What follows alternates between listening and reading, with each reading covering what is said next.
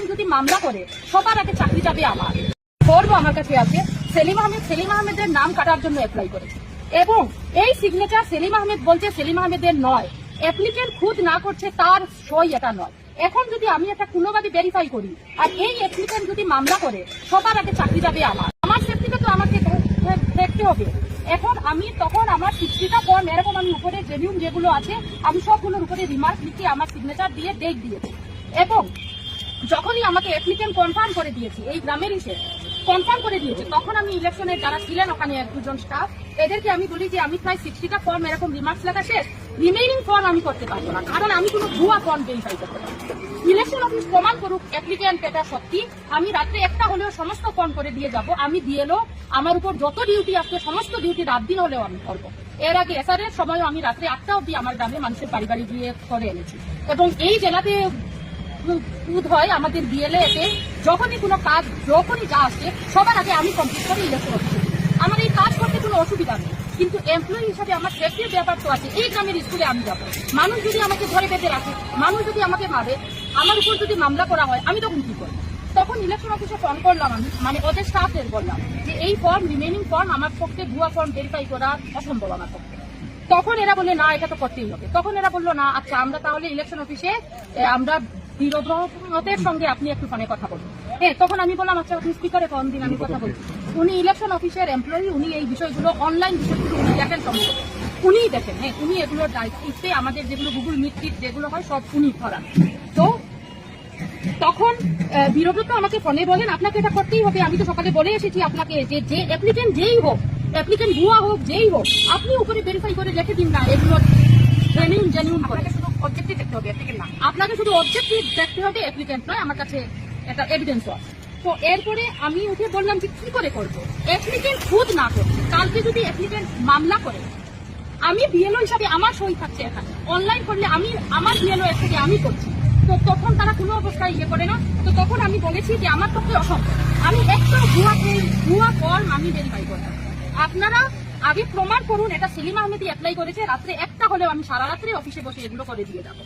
তখন ও বিরোধত ফর্ম কেটে দিয়েছেন, কেটে দেওয়ার পরে খানিকক্ষণ পরে ওদের অফিস স্টাফও কেউ রুমে ছিল না। এরপর খানিকক্ষণ পরে অফিস স্টাফ এসে বলেন আপনারা এগুলো যা হয়েছে আমাদেরকে জমা দিয়ে করতে হবে না, আর রিমেইনিং গুলো করতে হবে না, আমাদেরকে জমা দিয়ে দিন। হ্যাঁ, তখন আমরা উঠে বললাম না আপনাদের হাতে তো আমরা জমা দেবো না, আপনাদের হাতে জমা দিলে এভিডেন্স কই আমাদের, আমরা যে জমা দিয়েছি আমাদের উপর আপনারা অ্যাকশন এনে নেবেন। তো এই জন্য আমরা এটা ইলেকশন অফিসে গিয়ে আমরা জমা দেবো, ইলেকশন অফিসের অথরিটির কাছে আমাদের বিষয়গুলো বলে। এবং 2 নম্বর আরেকটা বিষয় হলো আমরা মহিলা এমপ্লয়ি, মহিলাদের শারীরিক হাজার রকমের সমস্যা থাকে।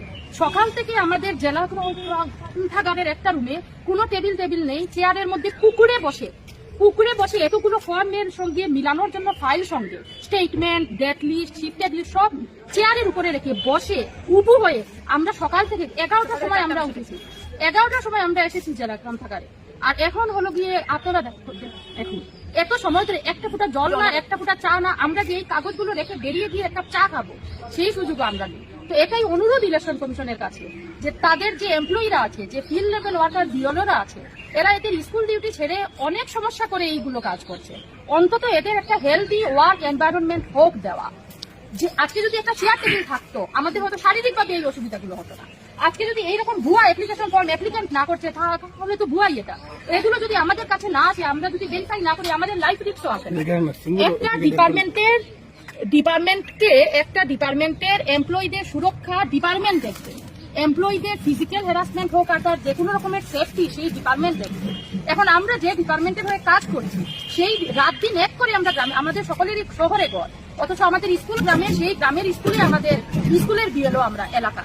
তো আজকে যখন বিএলওরা এত রাত দিন এক করে সমস্ত কাজ করছে, সমস্ত ফিল্ড ওয়ার্ক করছে, এদের তো একটু তো মানুষের সমান মানে সম্মানের প্রয়োজন নেই, একটু সুবিধাটুকু দেওয়া তো উচিত। আপনাদেরকে ইনভাইটেশন দেওয়া হয় ট্রেনিং এর জন্য। হ্যাঁ, আমাদের কাছে দেওয়া হয় ট্রেনিং এর জন্য, কিন্তু এখানে আনার পর কি করা হয়, এখানে আনার পরে আমাদের ট্রেনিং হয় না, আমাদেরকে ফর্ম হয় দেওয়া। ম্যাডাম একটা প্রশ্ন হইল গিয়া যে আপনারা যে ফর্মগুলো যে আপনার অবজেকশন আছে এগুলো সব কিটা মাইনরিটি মানুষ নেই না অন্য মানুষ আছে? এখন দেখুন মাইনরিটি মানে রিলিজিয়াস মাইনরিটি নেই, ইত্যাদি বিষয়ে আমি যাবই না। এখন এখানে এপিক নাম্বার আছে, ভোটারদের নাম আছে। একজন, আমাদের নিয়ম কি হলো, আমাদের আইন কি বলে, ইলেকশন কমিশন কি বলে, যে একজনও জেনিউন ভোটারের নাম বাদ যাবে না, আর একজনও যে জেনিউন নয় তার নাম ইনক্লুড হবে না। এখন আমাদেরকে যে ফর্ম দেওয়া হয়, কোইন্সিডেন্টলি প্রত্যেকজন মানুষ জেনিউন ভোটার। সে ছেলে হতে পারে, মেয়ে হতে পারে, মুসলিম হতে পারে, থার্ড জেন্ডার হতে পারে, যে কেউ হতে পারে, কিন্তু সমস্ত মানুষ জেনিউন ভোটার এই অর্থে যে হাউস টু হাউস ভেরিফিকেশনে যাওয়ার পর যে স্টেটমেন্ট আমাদের দেওয়া হয়েছিল, তাদের হোল্ডিং নাম্বার আর নামের এগেন্স্টে তাদের সিগনেচার আছে। সিগনেচার আছে মানে এই মানুষ এই গ্রামে এই ঘরে এই হোল্ডিং নাম্বারে আছে।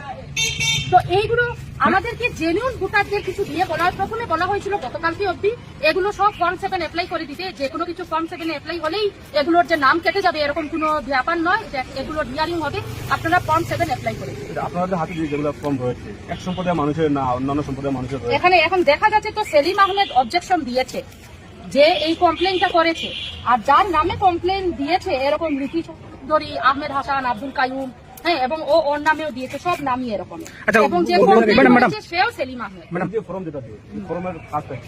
এই ফর্মের কাজ হলো অফলাইনের ফর্ম 7, মানে ফর্ম 7 এ অ্যাপ্লাই, মানে আমি অবজেকশন করলাম এই মানুষ এই এলাকাতে থাকে না। এখন এটার কাজ হলো গিয়ে ভেরিফাই করা, এবং ভেরিফাই করে যেটা ঠিক এটা অ্যাপ্লাই করা। কিন্তু এখন বড় বিষয়টা যেটা হলো, সব থেকে সন্দেহ আমাদের যেটাতে উঠেছে, যে আমাদের এই একজন মানুষ 133টা ফর্ম অ্যাপ্লাই করছে এবং সে বলছে যে সে অ্যাপ্লাই করেই, একজন মানুষ 133 ফর্ম অ্যাপ্লাই, মানে আপনাদের হিসাবে সব জেনুইন মানুষ, মানে আমাদের হিসাবে নয়, অ্যাকর্ডিং টু কাগজ, অ্যাকর্ডিং টু ইলেকশন কমিশনের 2002 এর লিস্ট, সমস্ত লিস্ট, খসড়া লিস্ট, এবং হাউস টু হাউস ভেরিফিকেশনের সময়ে যে স্টেটমেন্ট আমাদেরকে দেওয়া হয়েছিল, যেখানে মানুষের সিগনেচার আমরা এনেছি, সেখানেও মানুষের সই দেওয়া। যারা মৃত ওদের আন্ডারে, সাপোজ ধরুন আমার বাবা মৃত, এখন আমার ঘরে বিয়লে আসার পর আমার বাবার নাম কাটানোর পর মৃত এখানে লেখা হয়েছে, এবং এটা মৃত আইডেন্টিফাই করে আমি এখানে সিগনেচার দিয়েছি।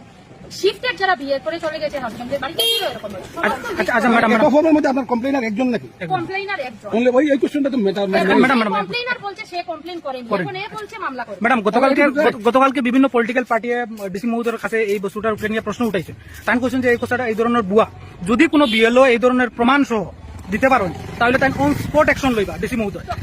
আজকে আমরা এক মিনিট আমার ভোটারের দায়িত্ব আমার, কারণ আমি এদের বাড়ি বাড়ি গিয়ে হাউস টু হাউস ভেরিফিকেশন করতে এসেছি। আমার ভোটারের যতটা ফর্ম এখানে আছে প্রত্যেকটা ভোটার হলো গিয়ে জেনিউন ভোটার, এবং যে অ্যাপ্লিকেন্ট সেলিম আহমেদ, আপনারা এখন সেলিম আহমেদকে ফোন করুন, ও অ্যাপ্লাই করেনি, ও বলছে আমাকে হুমকি দিচ্ছে, আমাকে আমার উপর, ও ম্যাডাম নাই স্যারেরও সেম ইস্যু, এফআইআর দেবে, মামলা করবে আমার উপরে। হ্যাঁ, তখন আমি একজন এমপ্লয়ি হিসাবে কি করবো? ম্যাডাম, আরেকটা কথা হইল, এখানে বর্তমান ইলেকশন কমিশনার এখানে আসুন ডিসি অফিসে, তাহলে আমরা চাইমু যে আপনারা যদি হয় তাহলে আপনারা ইলেকশন কমিশনার আসুন আর ডেপুটি কমিশনার আসুন, আপনারা এখানে গিয়ে এভিডেন্স সহ দিয়ে দিন, এখন দিয়ে দিন। এখন বর্তমান ইলেকশন কমিশনার আসুন, কেন শুনবে না? না, ডিপার্টমেন্টাল ইলেকশনের ব্যাপার তো নাই। আপনি আপনার, আমরা যখন বিএলও হিসাবে যখন আমাদের এই প্রবলেম, আমাদের সেফটির উপর প্রবলেম, যখন আমাদের কাছে দেওয়ালে পিঠ ঠেকানো, আমাদের কোনো অপশন নেই, আমাদের কাছে বলতেই হচ্ছে, এটা বলতেই হচ্ছে, এদের সঙ্গে ঝগড়া করতেই হচ্ছে। তো এই অবস্থায় যখন এসেছি, তখন কালকে আমাদের উপর ডিপার্টমেন্টাল ইলেকশন আনা হবে, শিওর আমরা। তাহলে আপনারা ইলেকশন কমিশনার আছেন, জান, এখন আমরা সহযোগ করবো, আপনারা জান। ফর্ম 7 যেটা, ফর্ম 7 কেউ অবজেকশন করার পর বিএলও রেসপেক্টিভ ভোটারের এগেইনস্টে ভেরিফিকেশন করবে অন দ্য স্পট।